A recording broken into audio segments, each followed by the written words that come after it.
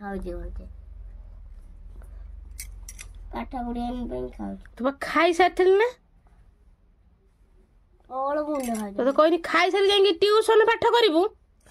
ପାଠ କରିବା ପାଇଁ ପଇଛି ଖାଇ ଖାନ ଯାଉନି 3 ଘଣ୍ଟାର ଖାଇଲି ହେଲା। ତୁ କେତେ ଥର ଖାଇବୁ ମତେ କହିଛନ୍ 3 ଥର ଖାଇଲି ହେଲା ପଳେଇବି। ଆଉ ତାହେଲେ ପାଠ କେତେବେଳେ 3 ଥର ପାଠ କେତେବେଳେ କରିବୁ? 1 2 3 ହେଲା 4 5 6 7 8 ହେଲା। ପାଠ କେତେବେଳେ କରିବୁ ଖାଇବୁ ପୁଣି ଟିଉସନ ଯିବୁ।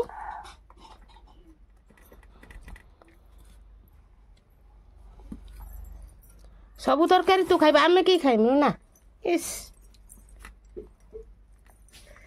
ଯିବ ଆଉ ଗୋଟେ ଯିବ କାହା ପାଖରୁ ମାଗିକି ଆଣୁ ମାଗିକି ଆଣିକି ଜୀବଟାକୁ କାଢିବୁ। ତୋର ଦେଖାନି ତରକାରୀ କଣ ହେଇଛି ଟିକେ ଦେଖାନି ଥାଳିଆ ଟେକିକି ଆଣି ଦେଖା।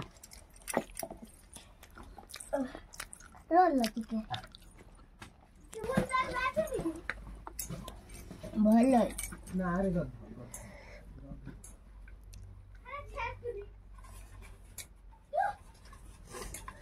ତ ସରିଲା ଖାଇବା ସରିଲା ନା ଘଣ୍ଟେ ପରେ କମିଟି ସର ଭାତ ଜାଣି ଶୁଣିକି ଲେଟ୍ କରିକି ଖାଇମି ଆଉ ପାଠ କରିବିନି ଆଉ।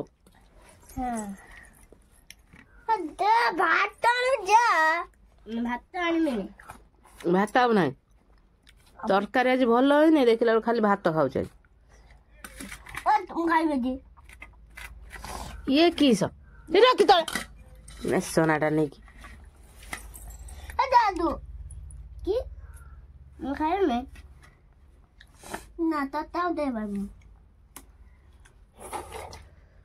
ତରକାରୀ କଣ ଭଲ ହେଇଛି? ଗୁବୁର ହେଇଛି। କଣ ହେଇଛି? ଗୁବୁର ଖାଉଛୁ ବଢିଆ ଲାଗୁଛି। କଉଭଳିଆ ଲାଗୁଛି ସେ କହିଦେନି ଟିକେ।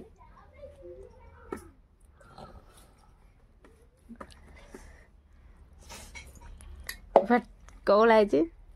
କାଳିଆ ଭୁଆ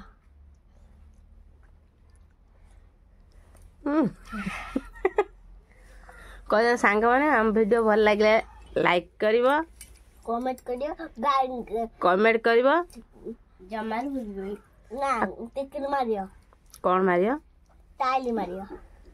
ଷ୍ଟାଇଲ ମାରିକି ଆମ ଭିଡ଼ିଓକୁ ଲାଇକ୍ କରିବ ନା। ସାଙ୍ଗମାନେ ଗୁଦୁଲୁ ତା ଜୀବଟା ନିହାତି ଭଲ ଲାଗିଲେ ତମକୁ ପସନ୍ଦ ଆସିଲେ ଭିଡ଼ିଓଟି ଲାଇକ୍ କରିବ କମେଣ୍ଟ କରିବ ଆମ ଚ୍ୟାନେଲକୁ ସବସ୍କ୍ରାଇବ କରିବ।